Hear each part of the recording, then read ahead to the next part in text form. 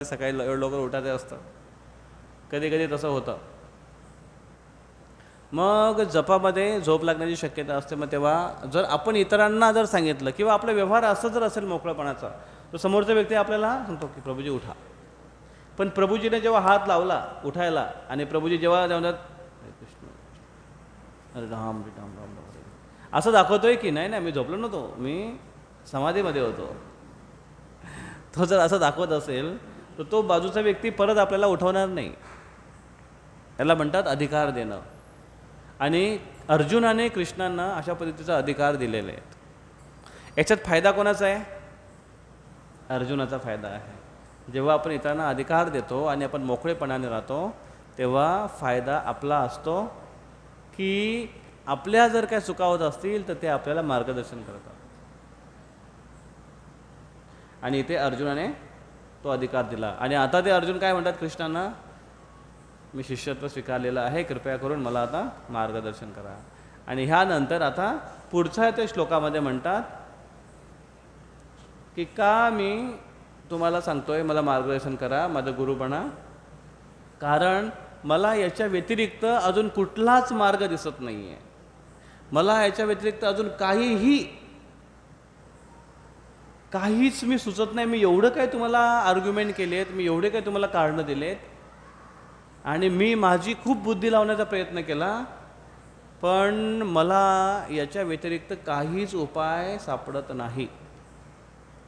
अर्जुनाची योग्यता काय होती माहिती आहे? अर्जुन प्रबुद्ध होता, एज्युकेटेड होता. अर्जुन हे महारथी नाही, अर्जुन हे अतिरथी होता. जे अतिरथी म्हणजे जो योद्धा अनेको महारथींसोबत एकाच वेळेस लढू शकतो. महारथी म्हणजे काय? असा महारथी जो एका वेळेस अनेको हजार रथींसोबत एका वेळेस लढू शकतो. एक महारथी. आणि ज्यांना शास्त्राचं ज्ञान आहे. अतिरथी म्हणजे अनेको महारथींसोबत लढू शकतो तो एकटा व्यक्ती, प्लस त्याला शास्त्राचं ज्ञान पाहिजे. अर्जुन असा अतिरथी होता आणि त्याला शास्त्राचं ज्ञान होतं पूर्णपणे. आणि असं ज्ञान असून सुद्धा अर्जुन स्वर्गात जाऊन आला होता. अर्जुनाने शिवजींना प्रसन्न करून त्यांच्याकडून पाशुपत अस्त्र पण घेतलं होतं. अर्जुनाला स्वर्गाचा अनुभव आहे. जसं जर एखादा व्यक्ती गावातला आणि जर तो एखादा म्हणतोय की मी ना इथेच खुश आहे घरामध्ये, किराणा दुकानामध्ये, तुम्ही मला अमेरिकेला जरी पाठवलं किंवा अमेरिकेचं सुख सुद्धा मला नको आहे, तो असं म्हणतोय. आता ही तुलना वास्तविक योग्य नाही आहे. तुलना कशाला म्हणतात की जेव्हा दोन्ही गोष्टीची तुम्हाला फॅसिलिटी आहे आणि तुम्ही त्याच्यातला एक निवडताय. बरोबर आहे? जर कोणी जर मला म्हटले की मला लाख रुपयाची अजिबात गरज नाही, मला 100 रुपयाच्या नोटमध्येच मी खुश आहे, तेव्हा त्याच्याकडे 100 रुपयाचंच फक्त त्याच्याकडे चॉईस आहे. त्याच्याकडे लाख रुपयाचं काही चॉईस नाही आहे. त्याच्याकडे लाख रुपयाचं चॉईस आहे आणि एका साईडला 100 रुपये, त्याला सांगितलं दोघांपैकी एक निवड. मग तेव्हा तुम्हाला कळेल की खरोखर त्याची चॉईस काय आहे. तसं अर्जुन जे आता इथे म्हणणार आहेत की मला काय पाहिजे, मला स्वर्गाचं राज्य किंवा स्वर्गाच्या राज्यातून किंवा कितीतरी अप्रतिम मला ऐश्वर्याची पण किंमत नाही किंवा त्याचंसुद्धा मला अपेक्षा नाही आहे किंवा ते मिळूनसुद्धा माझं दुःख नष्ट होणार नाही आहे. भगवान प्लीज तुम्ही मला मार्गदर्शन करा. म्हणजे जेव्हा अर्जुन असं म्हणतोय की स्वर्गाच्या आधिपत्याने सुद्धा माझं दुःख नष्ट होणार नाही, तेव्हा अर्जुनाला स्वर्गाचा अनुभव आहे. का अनुभव आहे अर्जुनाला स्वर्गाचा? अर्जुन स्वर्गात गेला होता, माहिती आहे तुम्हाला? त्याची स्टोरी आहे की अर्जुन स्वर्गात गेला होता. इंद्राने आपल्या बाजूला बसवलं होतं व्याससिंहासनावर, राजसिंहासनावर अर्जुनाला हाफ. आता तो काय असा एवढंसा नव्हता की दुसरा बसेल कुठे, तुम्ही म्हणलं इंद्राचा राजसिंहासन आहे. त्याचे जे वाक्य आहेत हे वास्तविक, हे गांभीर्यपूर्वक आहेत. म्हणजे नुसत्या हवेमध्ये गोळ्या मारण्यासारखं नाही. हवेत तीर मारण्यासारखं नाही. हवेत तीर मारतात कसं माहिती आहे तुम्हाला?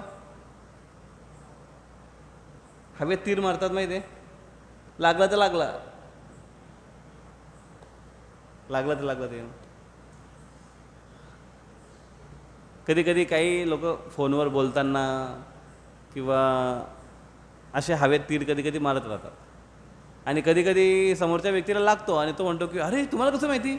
मग मला दिसतं किंवा मला माहिती आहे. याला म्हणतात हवेत तीर मारणं. अर्जुन हवेत तीर मारत नव्हता. आपल्याकडे इथे म्हणतात, ऐराणीमध्ये काय म्हणतात माहिती आहे का? वाऱ्याला लाता मारणं. बरोबर आहे का? मागे वाटते मी कुठेतरी म्हणत होते वाऱ्याला लाथा मारणं. अर्जुन तसा वाऱ्याला लाथा मारत नव्हता, वास्तविक म्हणत होता तो. चला आजचा श्लोक म्हणूया आपण. सर्वांनी माझ्या मागे म्हणा. नहि प्रपश्यामि ममापनुद्ध्यात् यच्छोकमुच्छोषणम् इंद्रियाणाम् अवाप्य भूमावसपत्नं वृद्धम् राज्यं सुराणामपि चाधिपत्यम् नहि प्रपश्यामि ममापनुद्ध्यात्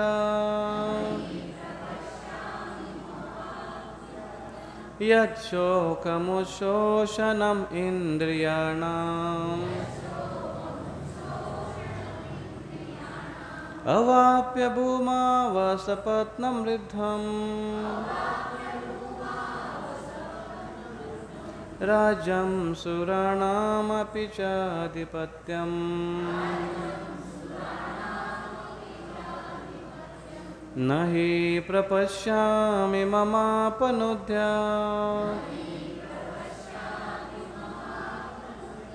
यच्छोकमुच्छोषणम् इंद्रियाणाम्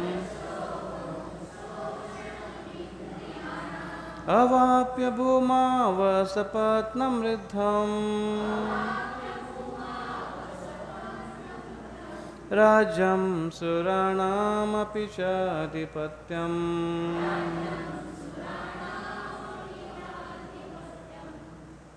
कोण म्हणेल इकडे?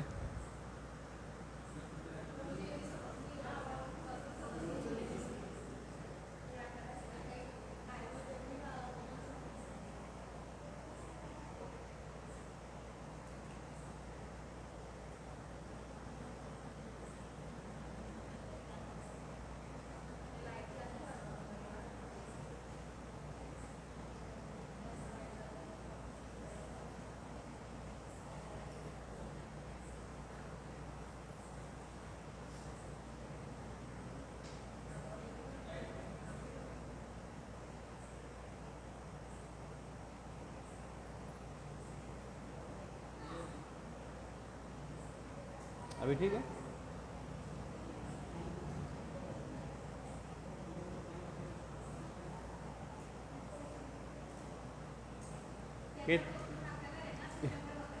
हे थोडं ठीक आहे.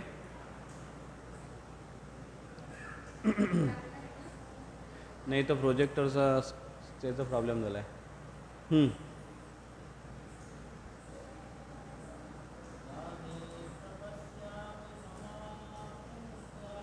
नहि प्रपश्यामि ममापनुद्ध्यात् यच्छोकमुच्छोषणम् इंद्रियाणाम् अवाप्य भूमावसपत्नं वृद्धम्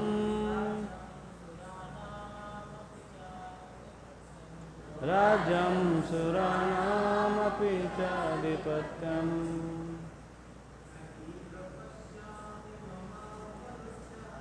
नहि प्रपश्यामि ममापनुद्ध्यात्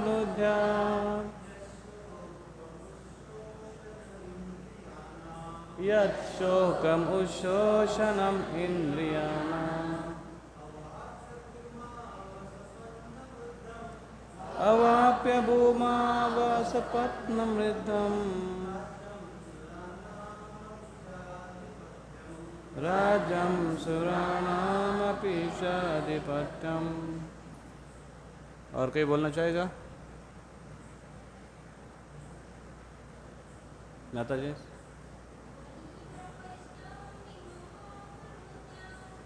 नहि प्रपश्यामि ममापनुद्याम्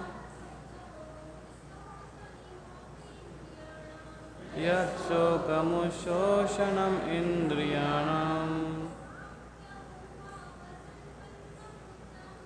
अवाप्य भूमावसपत्नमृद्धम्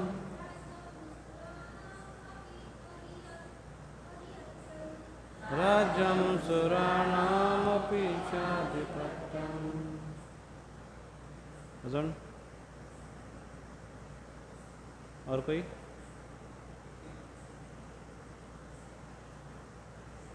बसा।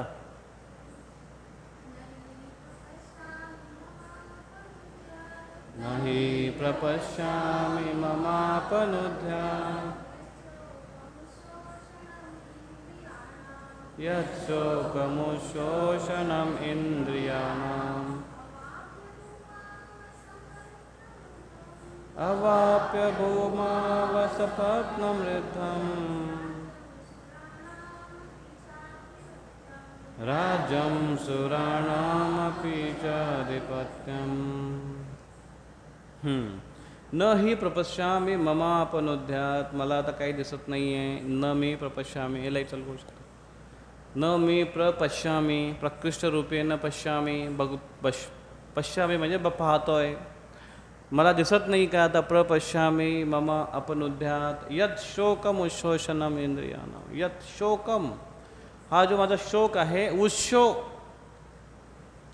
उच्छोषण म्हणजे याच्यापासून मुक्त होण्यासाठी इंद्रिय माझी जी शोकाने मग्न झाली होती, जळत होती, हताश झालो होतो मी, याच्यातून मुक्त होण्यासाठी मला अजून कुठलाच मार्ग आता सापडत नाही भगवान, असं म्हणून ते शरणागत झालेत अर्जुन.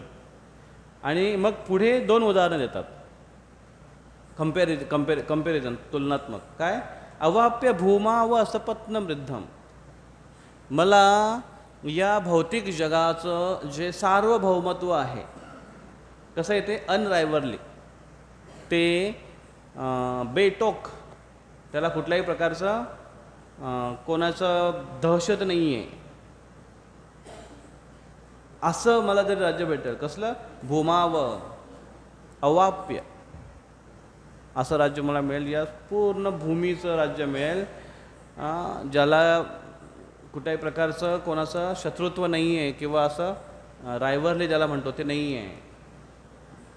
आणि राज्यम सुरानाम अपि, अपि म्हणजे सुद्धा, किंवा राज्यम सुरानाम अपि, सूर म्हणजे देवतांचं राज्य जरी मला मिळालं, च अधिपत्यम, च अधिपत्य मिळालं तरी सुद्धा. म्हणजे आता एखाद्या मुलाला रडायला लागला तर तुम्ही काय करता जनरली? दुसरं एक ठेवून देता, नाही?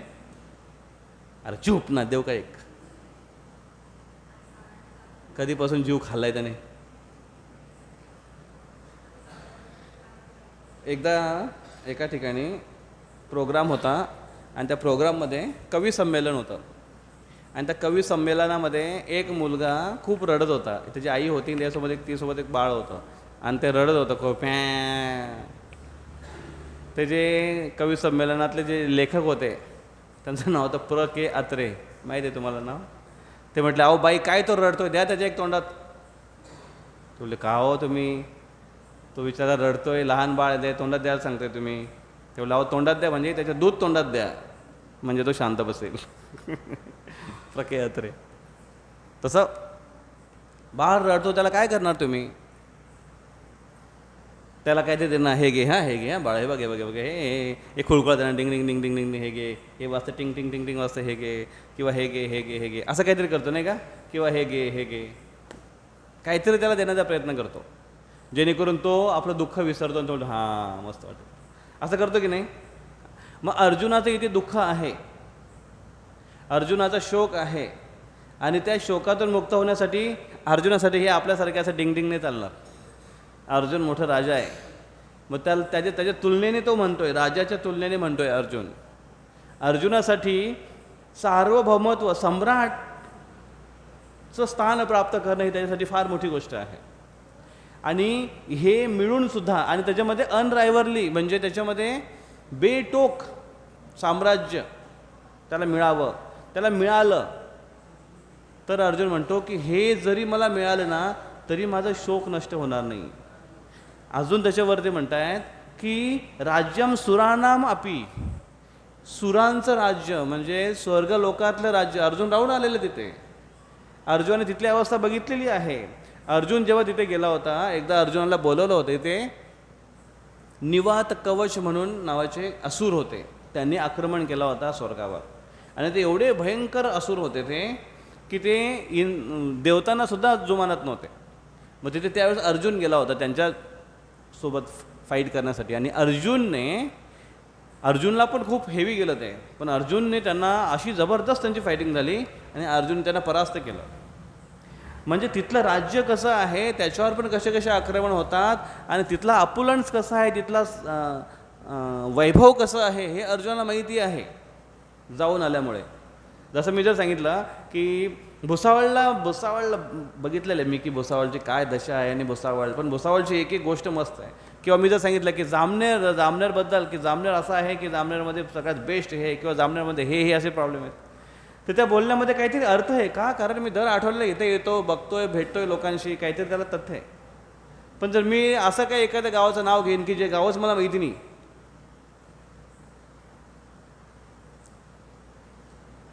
तर तुम्ही म्हणाल की अहो प्रभूजी तुम्ही तिथे कधी गेलेलं नाही, काही नाही, आणि तुम्हाला कसं काय माहिती, तुम्ही त्याच्याबद्दल सांगता असेल कसं काय? त्याला काही कनेक्शन नसणार आहे. अर्जुन जे म्हणताय त्याला पूर्ण कनेक्शन आहे. अर्जुन म्हणतायत राज्यम सुरानाम अपीच अधिपत्यम, ही जरी मला मिळालं तरी सुद्धा मला माझं शोक नष्ट करू शकत नाही. तर हा जो श्लोक आहे, आता हा श्लोक, हां लाईटी लावा आपलं मस्त वाटतं आहे की बघा, एक हाच फायदा आहे आपला की लाईट गेल्यानंतर बाहेरच्या लोकांच्या टीव्या बंद पडल्या, आरडाओरडा चालू आहे, आणि त्याच्यामुळे त्यांचं जे सुख वैभव आहे, ते राज्य आहे, ते आता दुःखाचं. पण इकडे सत्संग असं आहे की जशी कनेक्टिव्हिटी अजून चालूच आहे. अर्जुनाच्या शोकाचा आखरी श्लोक, अर्जुनाच्या शोकाचा शेवटचा श्लोक हा जो आहे, राज्यम सुरानाम अपिचा अधिपत्य, हा जो श्लोक आहे. आणि अर्जुन आता एवढं बोलल्यानंतर कृष्णांना बोलण्याला चान्स देणार आहे पुढे.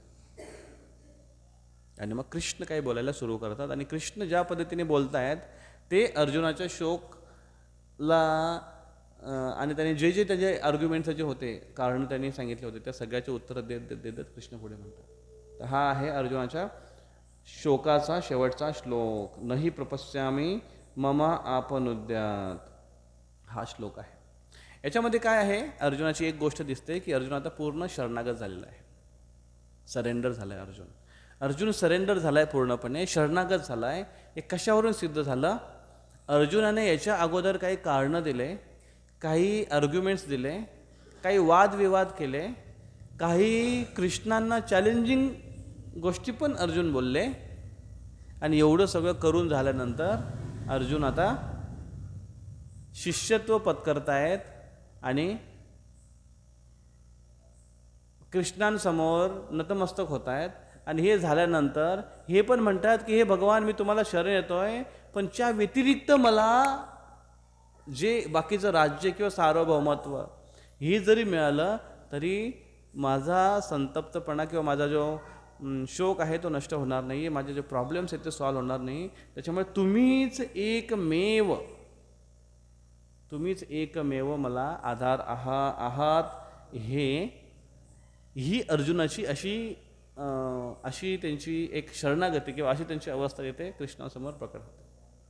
याला म्हणतात डेस्परेशन. एखादी गोष्ट करण्यासाठी फार डेस्परेट असतो तो. डेस्परेशनला उतावीळ नाही म्हणू शकत, पण तो व्यक्ती फार जसं जसं एखाद्या व्यक्तीने एखादं स्वप्न मनाशी ठेवलं आहे, किंवा ज्याला आपण म्हणतो मराठीमध्ये मुहावरा एक, मनाशी खुणगट बांधणे. माहीत होतं मुहावरा तुम्हाला? मनाशी खुणगट बांधणे म्हणजे मनाला आता आपण ठरवलं की मला हे करायचंच आहे, जिद्द बाळगणे या अर्थाने. पण जिद्द म्हणजे एक थोडासा पॅशन आहे त्याच्यामध्ये येतं, पण इथे समर्पणाची भावना जास्त आहे. एक एक अशी हे सांगतात, अब्दुल कलाम असं म्हणतायत की की माणसाने स्वप्न असं बघावं की जी त्याची नींद उडवेल. जनरली झोपूनच स्वप्न बघतात, पण स्वप्न असं बघावं की त्याची नींद उडवेल.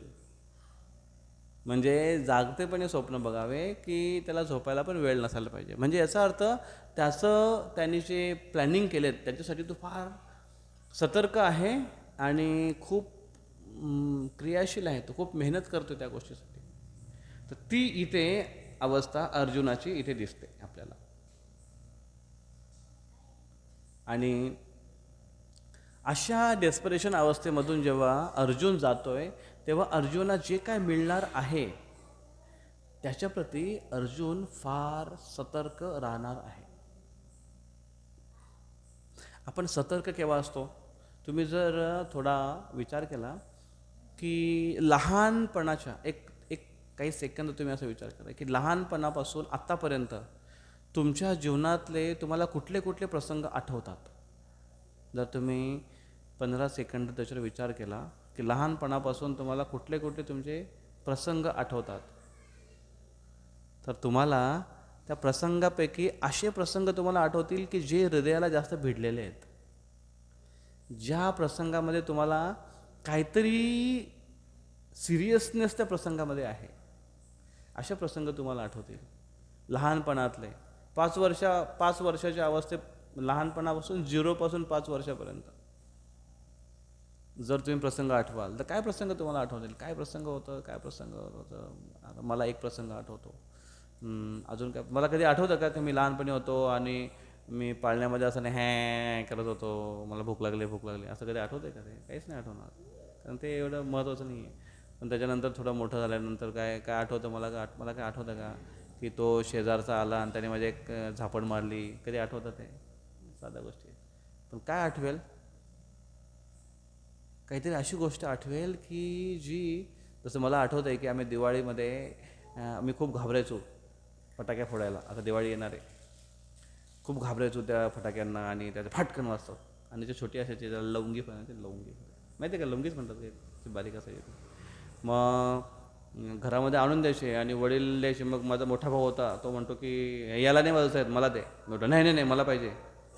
वाटे घ्यायला बरोबर नाही, एवढे मला पाहिजे, पण वाजवायला घाबते, असेच पडून राहायचे ते. मग तोच माझ्याकडून चोरून घ्यायचा, तोच वाजवायचा करतो. पण मी माझा हिस्सा बरोबर ठेवायचो. मग मला एक नवीन आयडिया सुचली की त्याचं लांब असं तर हे असतं, त्याला काय म्हणतात इकडे माहिती नाही,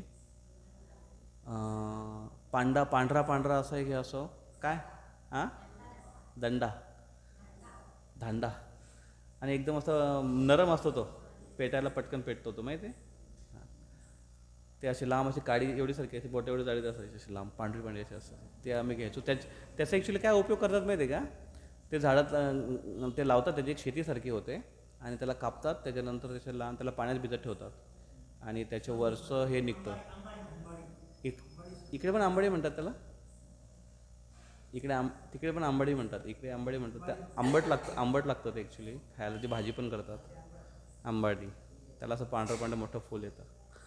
तर त्याचे जे त्याला कांदा म्हणतात. ते असं आतमध्ये निघते ना पांढरं एकदम असं ते नरम असतं ते काळी, आणि लगेच पेटते ती. मग आम्ही काय करायचो, ते लांब जो असतो ना त्याला असं मोठं घ्यायचं आणि त्याला एकदम असं दाबायचं, फोडायचं आणि त्याला अशी चीर पाडायची आणि त्याच्यामध्ये ते फटाके घुसवायचे आणि त्याचे वाद बाहेर काढायचे. आणि तिकडे मेणबत्ती किंवा बत्ती तिकडे अशी ठेवली की असं एवढं लांब असं की लांब उभा राहायचा आणि असं फाट वाजवली. मी एक वाजवली, मग तो कांदा फुटून द्यायचा, मग त्याच्यात परत एक घालायचे, असं करता करता तो संपवून टाकायचा, मग दुसरा घ्यायचा. तर असं आम्ही एकदा खेळत होतो. मग त्याच्यामध्ये मी माझ्या फटाक्या संपल्या आणि मी पळत आतमध्ये आलो घरात आणि घरामधून एक पाहुणे कोणतरी आले होते आणि त्याच्यातला एक कोणतरी मुलगा होता आणि तो फुलभाज्या माहिती आहे, फुलभाज्या समजतो? फुलभाज्या काय म्हणतात त्याला? त्याला हातात एवढं असं, त्याला दारू असते, त्याला हातात घेऊन असं करतो. चुचुंदरी, सुसुंदरी म्हणता? अरे बरं, ते सुसुंदरी. तर ते तो घेऊन तो घरातून आतमधून पळत पळत बाहेर येत होता आणि मी बाहेरून पळत पळत आतमध्ये येत होतो. आणि त्याने पठ्याने काय केलं, ती सुसुंदरी ती दिली माझी छातीमध्ये टोचून. आणि ते एवढं लाल होतं ते आणि भयंकर त्याची असं आहे. अजून इथे कुणी माझ्या आतमध्ये घुसवली. मी म्हटलं बाप रे, असा बोंबलायला लागला तिथे. ते मला अजून आठवतं. म्हटलं बाप रे, आणि खूप सुचलं होतं. आणि मग हे प्रसंग कसे आहेत, एकदम सिव्हिअर प्रसंग आहेत ना. हे प्रसंग आठवण येतील. तुम्हाला पण आठवण आले असेल लहानपणी काय काय उद्योग केले होते. काय काय अशा गोष्टी. ह्या गोष्टी काय विशेष अशा गोष्टी आहेत ह्या, की ज्या आपल्याला ज्या बाबतीत आपण फार ज्याच्यामध्ये फार सिरियसनेस आहे, त्या लक्षात राहतात आपल्या पटकन. आणि अर्जुन त्यांच्या ह्या प्रसंगाला फार सिरियस होता आणि म्हणून अर्जुन आता ती गोष्ट एवढा गांभीर्यपूर्वक घेणार आहे की ती तो कधी विसरणार नाही. अर्जुन आता कृष्णाला प्रश्न विचारतात की हो कृष्ण प्लीज मला सांगायचं, मला बाहेर निघायचं आहे. तेव्हा अशी डेस्परेशन जेव्हा अवस्था असते तेव्हा एखाद्या व्यक्तीला ते मिळतं ना, तेव्हा त्याच्याप्रती तो फार कृतज्ञ असतो. आपण फार बिकट परिस्थितीमध्ये आहे आणि त्या परिस्थितीत एखाद्याने येऊन आपल्याला मदत केली, तो प्रसंग तुम्ही आयुष्यभर नाही विसरणार, त्या व्यक्तीला तुम्ही आयुष्यभर नाही विसरणार. त्या वेळात, महत्त्वाच्या वेळात जेव्हा तो व्यक्ती एखादा मदत करतो किंवा एखादी वस्तू, जी पण कुठली गोष्ट असेल, अर्जुनाच्या जीवनामध्ये ही सगळ्यात बिकट परिस्थिती होती. आणि म्हणून अर्जुनाने श्रवण केलेलं ज्ञान आहे हे अर्जुनाला असं विचारायची गरज नाही पडली. कधी तुम्हाला गीतेमध्ये पूर्ण वाचाल, तुम्हाला कधी असं नाही विचारणार की अर्जुन विचारतो हा काय काय काय ते काय बोलले तुम्ही, असं नाही झालं कधी. काय काय अच्छा अच्छा अच्छा, हा नाही ते काय म्हटलं तुम्ही, वासांची जीर्णानी यथा, ते पुढे काय, त्याच्या पुढे काय होतं, मग कृष्ण म्हणतात नाही नवानी गृहणती नरोपरांनी, असं तुम्हाला कधीच नाही मिळणार. कृष्ण बोलतात एक फ्लोमध्ये आणि अर्जुन ऐकतात एकटक लावून. का? कारण हा जो श्लोक आहे तो त्यांचा सिरियसनेस दाखवतात, त्यांची श्रवणाच्या प्रती आता त्यांची गांभीर्यता हे अर्जुन आता इथे दाखवत आहेत. आणि म्हणून पुढे येणारी भगवद्गीतेचा उपदेश, आता ही भगवद्गीता जशी म्हणतात की एक 40-45 मिनिटाचा संवाद आहे कृष्ण आणि अर्जुनामधला. एक 700 श्लोक बोलायला काय त्यांना जास्त वेळ नाही लागले. जसं आता आपण एवढे शब्द, आता एका प्रवचनामध्ये किती शब्द होतात, हजारो शब्द होतात. हे हजारो शब्द बोलण्यासाठी किती वेळ लागतो, 1 तास जास्तीत जास्त. ह्या 1 तासामध्ये एवढे सगळे बोलणार आणि ह्याच्यापैकी सगळ्याचे सगळे लक्षात घेणं, त्याचा अर्थ लक्षात घेऊन समजणं त्याचं, हे त्या व्यक्तीला जास्त गांभीर्य राहील जो व्यक्ती फार त्या गोष्टीसाठी लालायित असेल, ती गोष्ट प्राप्त करण्यासाठी.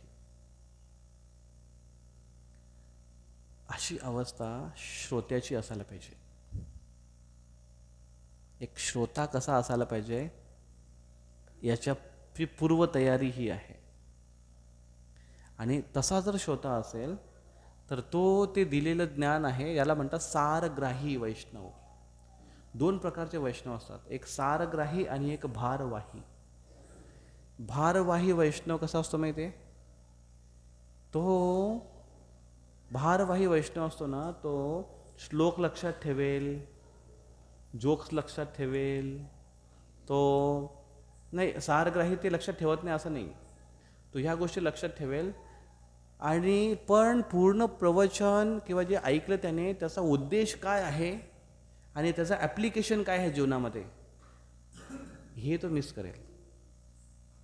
पण जो सारग्राही वैष्णव असतो तो डिटेल्स पण लक्षात ठेवतो ज्या महत्त्वाच्या आहेत, पण त्याचं लक्ष जास्त हे असतं की मला याच्यातून आज काय मेसेज घ्यायचा आहे जीवनामध्ये आणि मी काय व्यवहारामध्ये आणणार आहे, काय पॉईंट मला याच्यातून रिसीव करायचं आहे. हे लक्षात घेणारा व्यक्ती, जीवनामध्ये उतरवणारा व्यक्ती, याला म्हणतात सारग्राही वैष्णव. असा सारग्राही वैष्णव बाकीच्या फंद्यामध्ये पडत नाही. फंदे म्हणजे काय माहिती आहे का? फंदे म्हणजे रिकाम्या गोष्टी.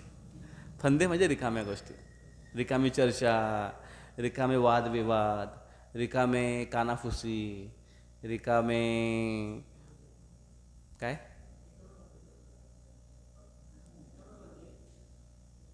नाही आवाजाला व्यवस्थित. हां तेच ते जे काय रिकाम्या गोष्टी, ह्या बिनाकामाच्या गोष्टी, याच्याकडे त्याचं फारसं लक्ष नसतं. ते तो ऐकतोय, अच्छा अच्छा ठीक आहे करा तुम्ही, मला त्याच्यात इंटरेस्ट नाही. याला म्हणतात सारग्राही वैष्णव. कारण आणि असा सारग्राही वैष्णव जो गंभीर आहे, तो म्हणतो की माझ्या जीवनाचा उद्देश आता भगवद्धामात जाणं आहे आणि मी या जन्मात जाण्याचा प्रयत्न करणार 100%. 100% प्रयत्न करणं एवढं आपल्या हातात आहे. यश किती देणं हे भगवंतांचं काम आहे. त्यांना त्यांचं काम करू द्या, आपण आपलं काम करावं.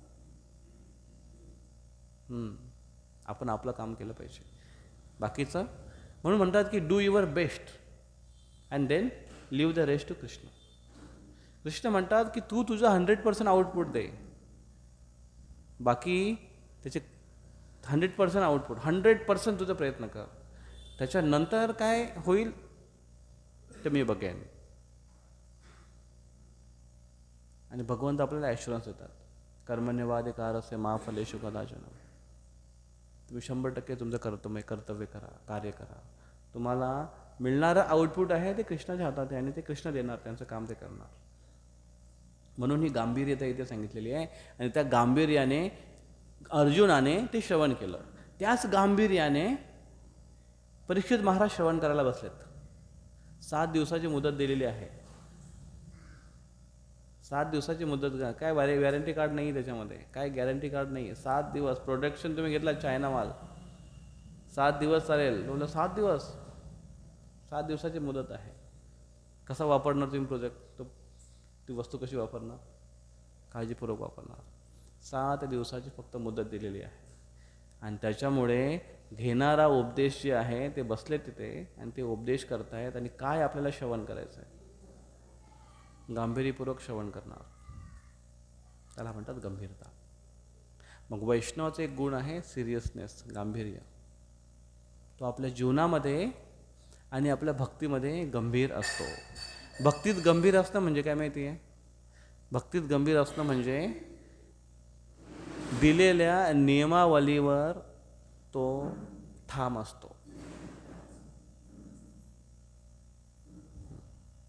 बघा बऱ्याच वेळा काय होतं माहिती आहे का, भक्तगण आपल्या जीवनामध्ये भक्तीमध्ये प्रगती करण्याचा प्रयत्न करतात, पण ते काय करतात, स्वतःला मागच्या लाईफशी कम्पेअर करतात स्वतःच्या. एकाला मी सांगत होतो, असाच मित्रच होता तो, त्याला सांगितलं की अरे आता एवढे दिवस झाले भक्तीमध्ये, एवढं छान करतो तू, अजून असं करायला पाहिजेस, हे करायला पाहिजे वगैरे वगैरे. पण तो म्हटला, अहो प्रभूजी तुम्हाला माहिती नाही माझा बॅकग्राऊंड कसा होता. मी अगोदर फार काहीतरी गडबड केलेली आहे आणि अगोदरचा माझा लाईफ फार विचित्र होता म्हणे, आता मी जरा बरं तरी आहे, असं तो म्हणत होता.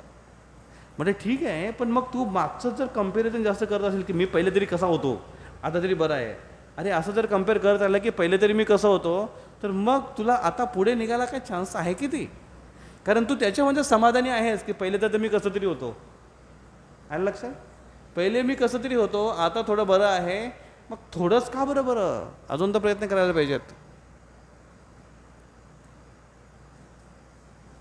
तर हां, हे आपण कधी कधी काय होतं, हे कम्पेरेटिव्ह हे कधी कधी चांगलं जातं का, कारण आपण खूप प्रयत्न करतोय आणि यशाबद्दल आपण समाधानी नाही आहे.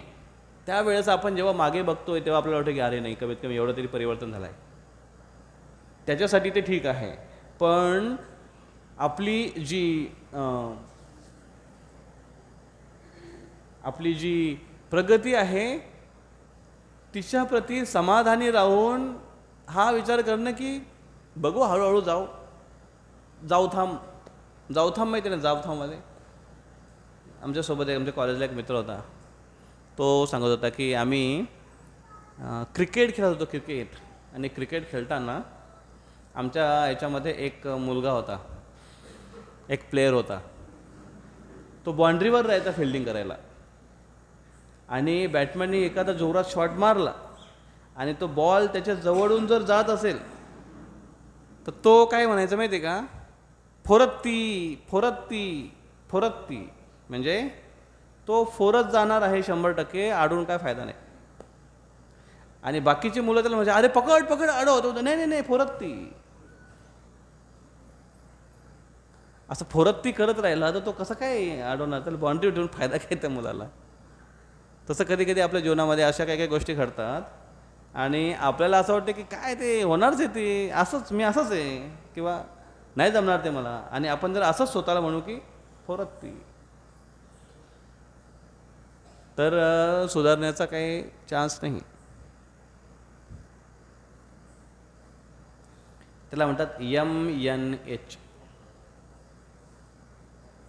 MNH नाही, HMN असं म्हणतात. HMN, हम नहीं सुधरेंगे. MNS, हम नहीं सुधरेंगे. MNS, HMS है क्या वो? HM नहीं, हम नहीं सुधरेंगे. HNS, हाँ HNS, हम नहीं सुधरेंगे. पण अर्जुनाला मात्र उपाय पाहिजे होता, म्हणून अर्जुन फार गंभीरतेने श्रवण करत होता. अवाप्य भूमाव असपत्न वृद्धम. अवाप्य भूमाव असपत्न, सार्वभौमत्व, या पूर्ण सृष्टीचं सार्वभौमत्व म्हणजे फार मोठं ॲडव्हान्समेंट, खूप मोठं ऐश्वर, खूप मोठी प्रगती, चंद्रावर जाण्याची प्रगती. प्रभुपाद तात्पर्यामध्ये लिहितात की आज आपण चंद्रावर जाण्यापर्यंत प्रगती करण्याचा प्रयत्न करतो आहे. आता तर चंद्रावर जाऊन काय नाही, आता मंगलवर पण जायचा प्रयत्न आहे. गेले पण मंगलावर, तिथं मंगल काहीच नाही, तर ग्रहाचं फक्त नावाचं मंगल आहे.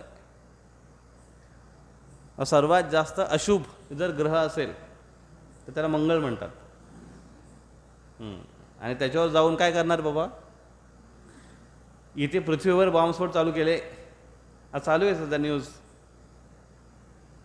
तिकडे जाऊन काय करणार आहे, जाण्याचा उद्देश काय, तिकडनं काहीतरी अशा गोष्टी आपल्याला इकडे आणता येतील की ज्याचा उपयोग इथे भोगासाठी करता येईल. प्रवृत्ती मात्र सेम आहे.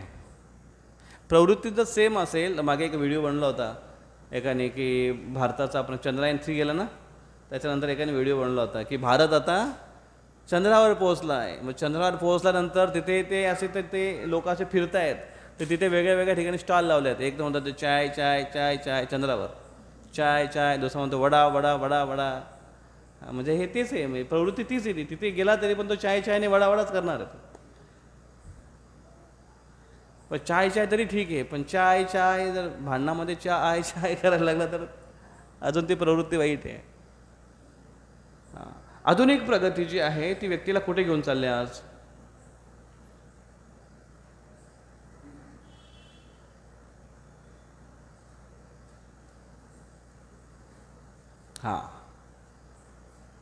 भयंकर आपली अवस्था आहे आजच्या.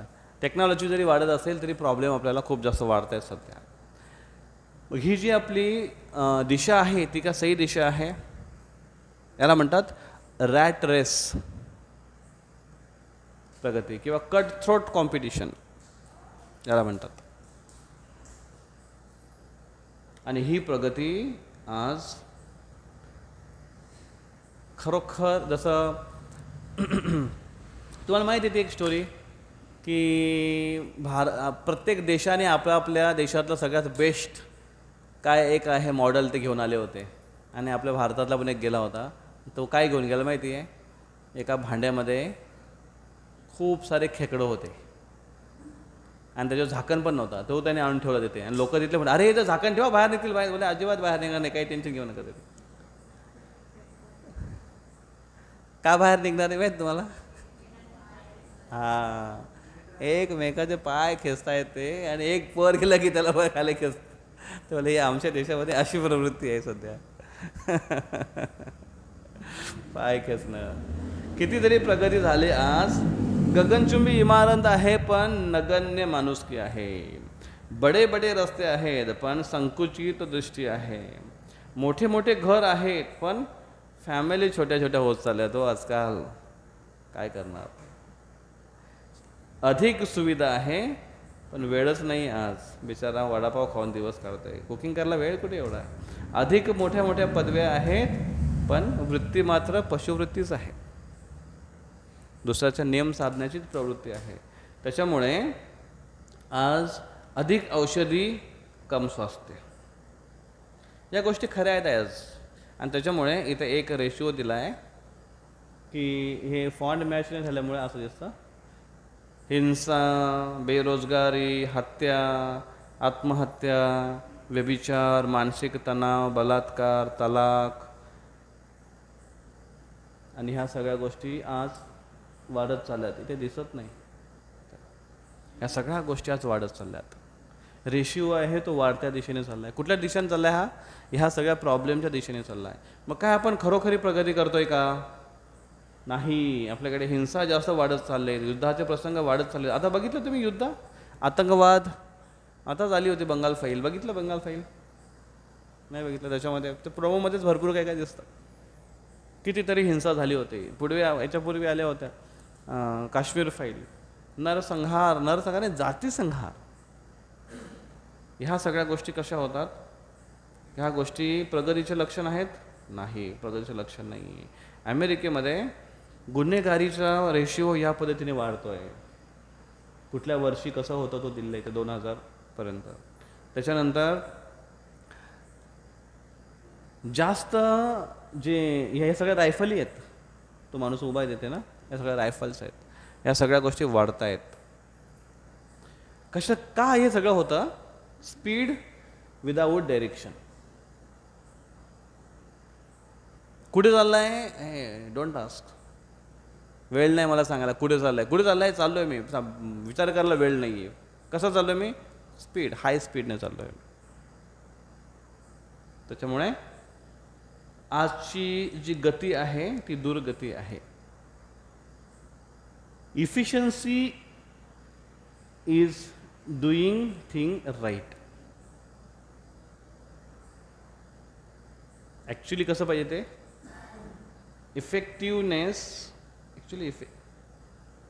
Effectiveness is doing right thing. कार्यक्षमता कशी आहे? Doing thing right and doing right thing, याच्यामध्ये फरक आहे. डुईंग थिंग राईट म्हणजे एखादी गोष्ट तो करतोय छान पद्धतीने, कुठली तरी गोष्ट करतोय. आणि दुसरी छान गोष्ट करणं, चांगली गोष्ट करणं किंवा गोष्ट चांगल्या पद्धतीने करणं, याच्यामध्ये अंतर आहे की नाही आहे? एखादी गोष्ट आहे, एखादे कार्य आहे, ते चांगल्या पद्धतीने करणं, कार्य चांगल्या पद्धतीने करणं आणि चांगलं कार्य करणं, यामध्ये अंतर आहे. एखादा चोर असेल, तो चांगल्या पद्धतीने कार्य करतो की नाही चांगला, म्हणजे पकडला जात नाही आहे, शार्प माइंडेड आहे, पुरावा सोडत नाही आहे, त्याचं कार्य चांगलं करतोय. पण ते योग्य कार्य आहे का? नाही. चांगल्या पद्धतीने कार्य करणं हे जास्त महत्त्वाचं नाही आहे. महत्त्वाचं हे आहे की चांगलं कार्य करणं. आज लोकांना चांगल्या पद्धतीने कार्य करण्याचा जास्त त्याची हौस आहे. हां बघा, इथे किती छान दिलं आहे. आईच्या पदरात झोपणे हे पुढच्या पिढीला नशिबात नाही, कारण जीन्स पॅन्ट घालणारी आई मुलासाठी पदर कुठून घेऊन येणार? ही आजची आई आहे. हे काय चित्र बरोबर दिसत नाही. दिसतंय का व्यवस्थित? लाईट बंद करावं लागेल. तो कुठे गेले आमचे आयोजक?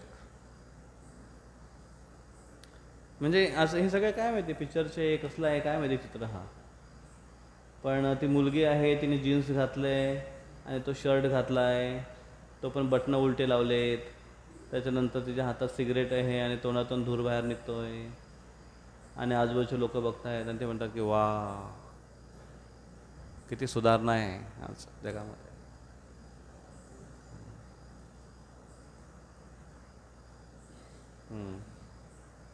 मग भौतिक प्रगती, मग ही सगळी प्रगती वास्तविक प्रगती आहे का? मग अर्जुन काय, याच्यावर आपण चर्चा केली.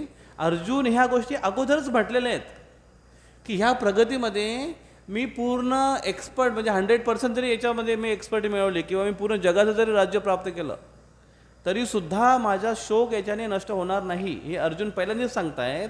आणि आपण त्या गोष्टीमध्येच एवढा प्रगत करण्याचा प्रयत्न करतोय, त्याच्यात एवढं पुढे जायचा प्रयत्न करतोय. आणि हे आपण सिद्ध करण्याचा प्रयत्न करतोय की याच्याने मी सुखी होणार आहे, जे अर्जुनाने अनुभवलेला आहे. आणि अर्जुन स्वर्गापर्यंत जाऊन येऊन पण अर्जुन म्हणतो की शक्य नाही ते. कृष्णा, तुमच्या उपदेशाने, तुमच्या मार्गदर्शनाने, तुमच्या आशीर्वादाशिवाय ह्या गोष्टी शक्यच नाही आहेत. आणि आपण भौतिक प्रगती किती पण जरी केली तरी आपल्याला याच्यातून सुटका मिळणार नाही आणि खरा आनंद मिळणार नाही. यहाँ तक कि अंतरिक्ष तक की प्रगति भी एक झटके में समाप्त हो सकती है. जीवन के अंत में सब कुछ छीन लिया जाएगा. जेवढे पण आपण प्रयत्न करणार आहे ना, जेवढी पण आपण प्रगती करणार आहे ना, या सगळी प्रगती, सगळे आपले जमवलेल्या सगळ्या गोष्टी आहेत, पुंजी, ही सगळ्या गोष्टी एका क्षणामध्ये नष्ट होणार आहेत. डिमॉनिटायझेशन झालं होतं मागच्या वेळेस. एका रात्रीत अनाउन्समेंट केली, उद्यापासून 2000ची नोट बंद. नाही, 1000ची होती तेव्हा ना, आणि 500. काय बंद झालं होतं? 1000ची नोट आणि 500ची नोट. आम्ही तिकडे मायापूर यात्रेला होतो, रिटर्न निघणार होतो आणि सगळ्यांकडे 500च्या नोटा होत्या. आणि ती 500ची नोट साधा पेट्रोलवाला सुद्धा घेत नाही, डिझेलवाला. गाडीत डिझेल टाकायचं होतं आम्हाला, आम्ही ट्रॅफिकमध्ये अटकलेले, पुढची ट्रेन पकडायची आहे, पैसा असून सुद्धा तुम्ही काही करू नाही शकत. रिक्षावाल्याला म्हणतो, रिक्षावाला पहिलाच विचारतोय पैसे सुट्टे आहेत का, तुला 500 रुपये आहेत, चालणार नाही. कलकत्त्यावरून आम्हाला हावडा स्टेशनला यायचं होतं, हालत खराब झाली होती आमची. अचानक नोटा बदलल्या, आता 500च्या मागे लागलेत. त्याचं काय होणार काय माहिती नाही, पण त्याच्या अफवा खूप आहेत.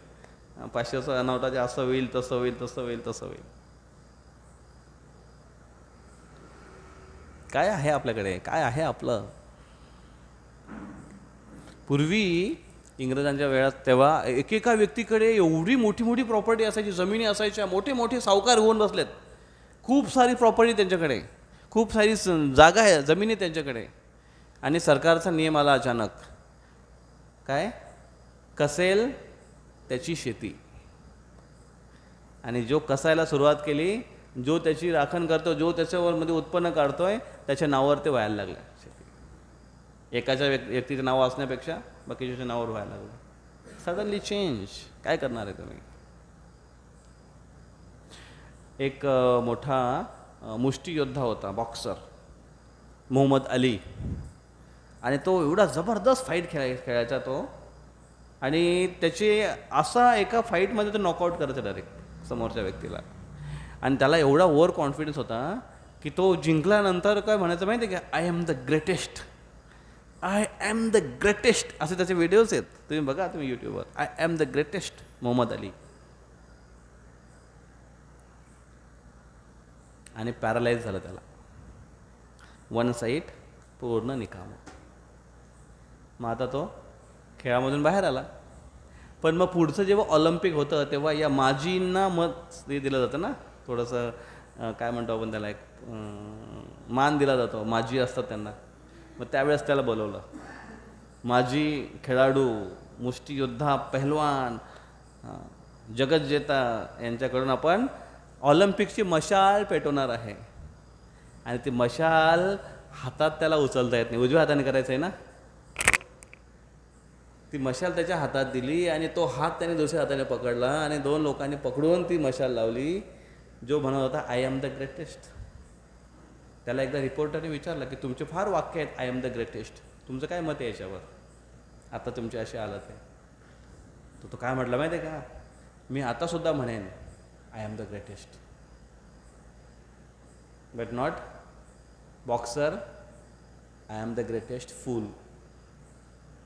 मी एक नंबरचा मूर्ख आहे, मी स्वतःला फार मोठा काहीतरी समजत होतो.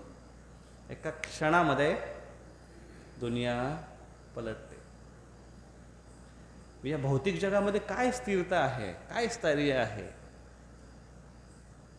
फक्त स्पिरिच्युअलिटीज जी आहे तीच फक्त शाश्वत आहे. बाकी या जीवनात जी कमवलेली जेवढी पण काय आहे आपली, इवन कमवलेलं शरीरसुद्धा कधी कधी ओझं होतं, ते सुद्धा आपलं नाही आहे आणि आपल्याजवळ टिकणार नाही आहे. अंत में सब कुछ छीन लिया जाएगा. एक व्हिडिओ येते, बघायचं का तुम्हाला?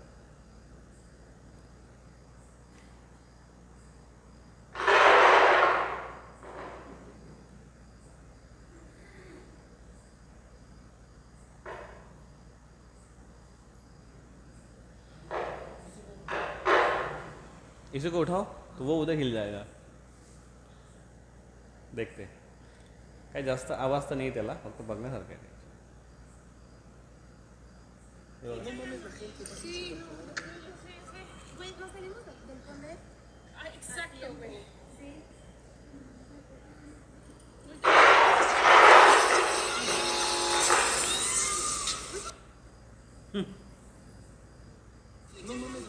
Sí, pues nos salimos del conde. Ah, exacto, güey. Sí. No está ni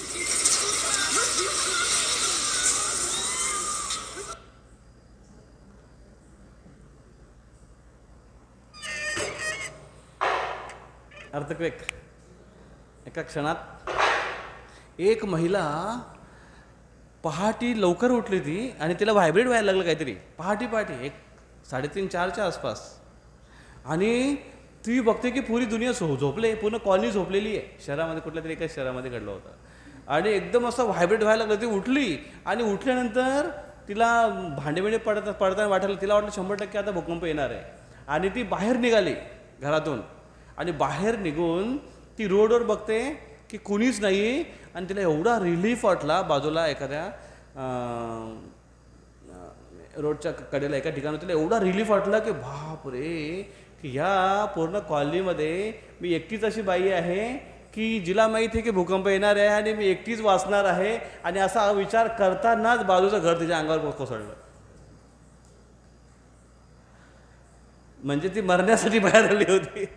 विचार करा, त्या अपार्टमेंटमधला दुसरा कोण मरणार नव्हतं कदाचित. माहिती नाही काय होईल, घाबरवण्यासाठी हा विषय नाही आहे इथे. पण भौतिक जगामध्ये काय स्थिरता आहे हो, प्रत्येकाला तर माहिती आहे. अचानक मेसेज येतो तुम्हाला की हा सो अँड सो पर्सन.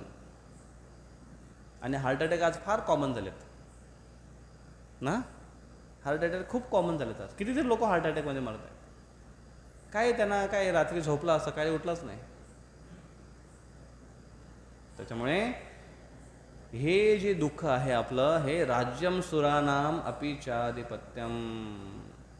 सुरांचं जरी राज्य मिळालं, देवतांचं जर राज्य मिळालं, तरी हे कृष्ण मला ते नको आहे. कारण त्याच्यामध्ये स्थिरता नाही आहे. भौतिक प्रकृती का नियम, परिवर्तन आणि विघटन. क्षिणे पुण्यम मर्त्य लोकम विशंती. उच्च लोकामध्ये जर एखादा व्यक्ती गेला तरी त्याचं पतन निश्चित.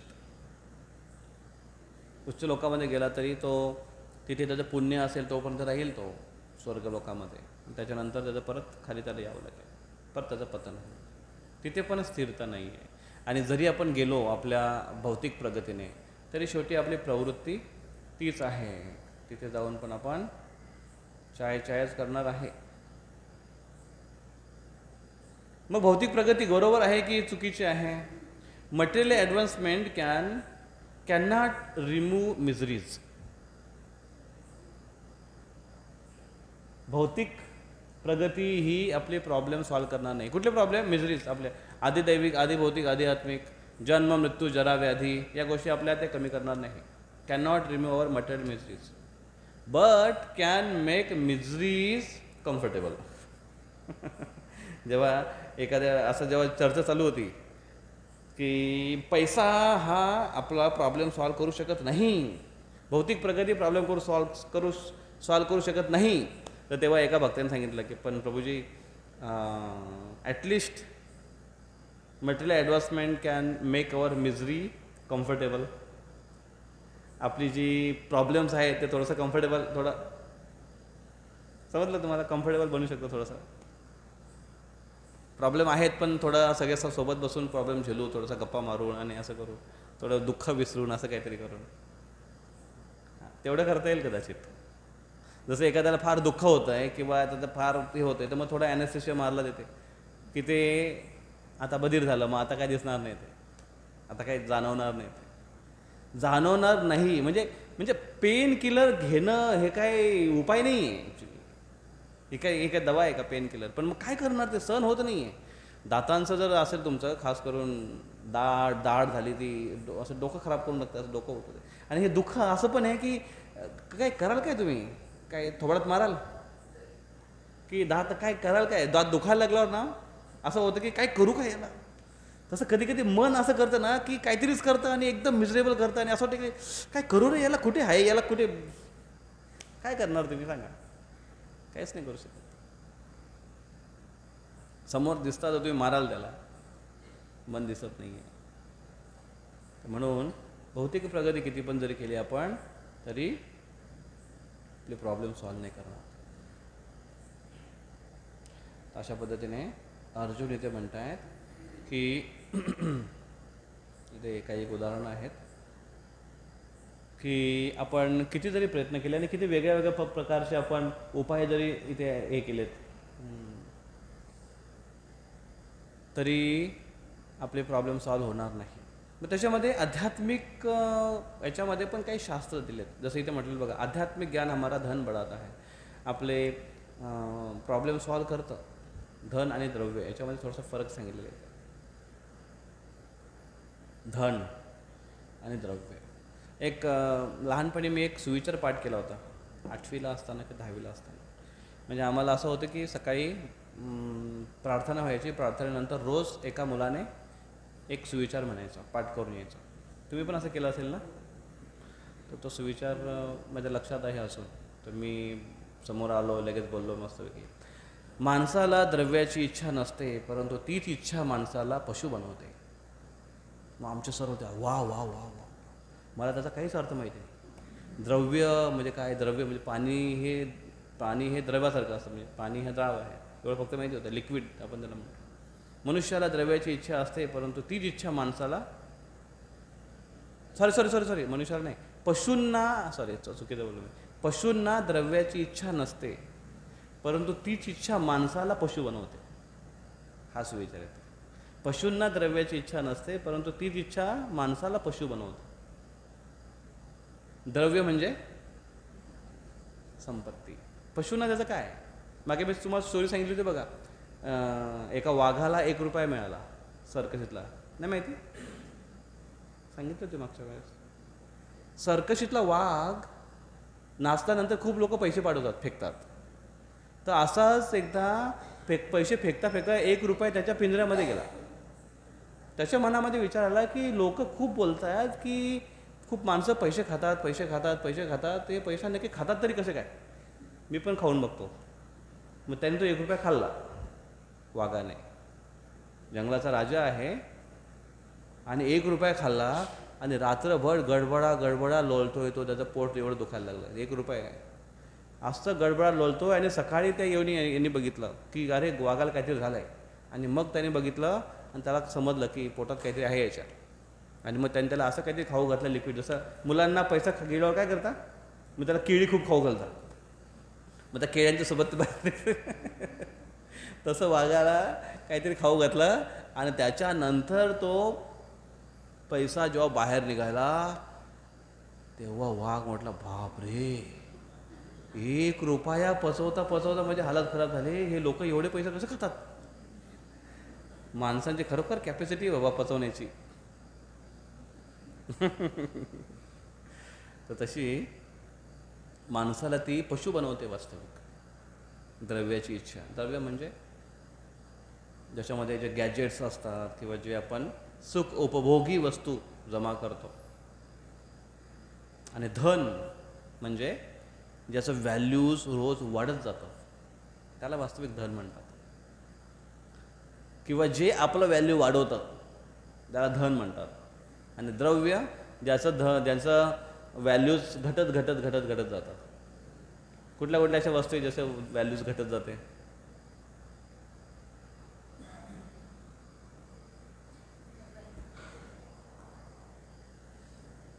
सगळ्याच गोष्टी व्हॅल्यूज घटत जाते. प्रोजेक्टर गेला आता ते याला कोण घेणार आहे 50 रुपयाला? इवन आपल्या शरीराची व्हॅल्यू सुद्धा घटत जाते.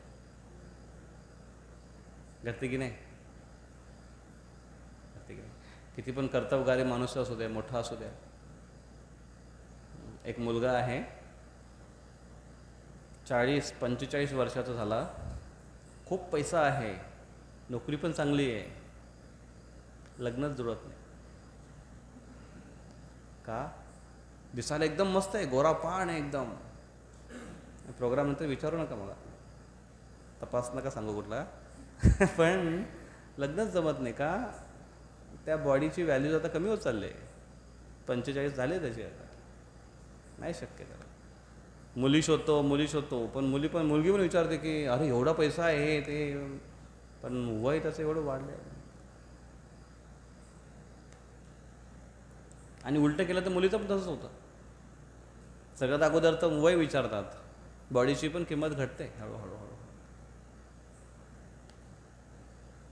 आणि म्हातार झालं तर काहीच किंमत नाही. ओ, म्हाताऱ्या माणसाला काही किंमत नाही. तुम्ही म्हातारे व्हा, तुम्हाला कळेल. पण त्यातल्या त्यात भक्त समाजामध्ये एक चांगली त्यांना एक ऋण, आणि एक सभ्य समाजामध्ये एक त्यांना ऋणची किंमत असते, त्याच्यामुळे ते रिस्पेक्ट करतात. पण आज लोक म्हाताऱ्यांची अजिबात किंमत नाही. मुलं तर आजकाल बाहेर गेले शिकण्यासाठी, मुलं बाहेर गेले. आई वडिलांनी फार प्राऊडपणे त्याने शिकवलं. माझा मुलगा अमेरिकेत असतो, अहो 2 लाख रुपये कमवतो महिन्याचे तो. अहो पण तुम्ही मेल्यानंतर मरायला आला तुम्हाला पाणी कोण पाजेल? नाही ते ठीक आहे, ते काय आता काय आहे, ते जगाची रीत आहे, तर काय करणार. पण अमेरिकेत आहे एवढं गर्वाने सांगतो तो ना, असं की जसं काही त्यांनी फार मोठं काही ते चंद्रावरच गेला तो. ठीक आहे, आज काय करणार. आज आई वडील खूप शिकवतात मुलांना मुलींना, आणि आपल्या जवळ कोण नाही. 4 मुलं आहेत, 3 मुलं खूप हुशार आहेत. एक डॉक्टर झाला, एक इंजिनियर झाला, आणि एक वकील झाला, आणि चौथा होता नुसता अनपड येतो. काय करतो तो? आहे घरीच, घरचं दुकान सांभाळतो. तोच पाणी पाजायला येणार तुम्हाला, तोच तुमच्या मदतीला येणार आहे. बाकी सगळे आपापल्या रूमवर गेले. याचा अर्थ मुलांना एज्युकेट करू नये असं नाही आहे, पण प्रवृत्ती जी आहे आज ती चुकीची आहे. आणि जेवढं आपण या भौतिक गोष्टीमध्ये प्राऊड फील करतोय, त्या सगळ्या ढकोसला आहे. याच्यामध्ये प्रॅक्टिकॅलिटी काहीच नाही आहे, व्यावहारिकता काहीच नाही आहे. आणि म्हणून आपल्याला आध्यात्मिक ज्ञानाची आवश्यकता आहे, आणि आध्यात्मिक ज्ञानासाठी गुरूंची आवश्यकता आहे. आणि म्हणून इथे डेस्परेशनमध्ये अर्जुनाने कृष्णाचा आश्रय घेतला की कृष्णा, मी ह्या सगळ्या गोष्टी बघून चुकलोय, राज्य बघून चुकलोय मी. एका क्षणात आमचं राज्य केलं. युधिष्ठिर महाराज राजा होते, जुवा खेळायला बसले. अरे खेळता खेळता खेळता काही मिनिटामध्ये होते असं नव्हतं झालं. एवढं मेहनत करून त्याने एवढं आपला वारणा इंद्रप्रस्थ तयार केला होता, जे बघायला स्वर्गातले देवता यायचे, ज्याची ख्याती किती होती, ते असंच गेलं त्याच्या हातातून. बायकोला पण हरून बसले, राज्य तर सोडाच, स्वतः सुद्धा हरले, गुलाम झाले. विचार करा. अर्जुनाला माहिती आहे भगवान सगळं बघितलंय आम्ही. सम्राट होतो एका काळी, आणि आता करोडपती कुठे आणि रोडपती कुठे बघितलं आहे. स्वर्गाचं राज्य पण बघितलंय भगवान आम्ही, तिथे पण प्रॉब्लेम्स आहेत, फार फायटिंग आहे. आम्हाला आता तुम्ही आश्रय द्या आणि तुम्ही मला मार्गदर्शन करा. ही डेस्परेशन आहे अर्जुनाची. आणि म्हणून कृष्णाने दिलेला उपदेश अर्जुनाने फार गांभीर्यपूर्वक जीवनामध्ये घेतला. तो जर गांभीर्य आपल्यामध्ये असेल, भगवद्गीता समजायला वेळ लागणार नाही.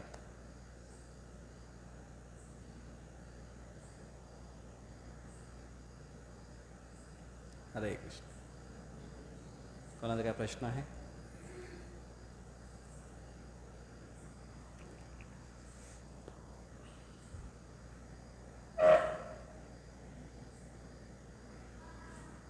या प्रोजेक्टरला काहीतरी करावं लागेल.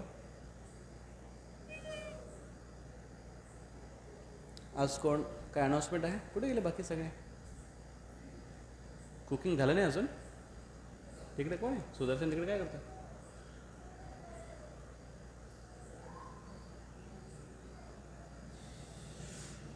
काही अनाउन्समेंट आहे? आज कोण आहे जे फर्स्ट टाइम आलेले प्रोग्रामला? ईश्वर महाजन प्रभू, स्वागत आहे तुमचं. Second time? ओके. ते फर्स्ट टाइम आले जाते. ओके. तर तुमचं ह्या सत्संगमध्ये आणि इस्कॉन जामनेरच्या प्रोग्राममध्ये तुमचं खूप खूप स्वागत आहे. तुम्ही अशाच पद्धतीने येत राहावं.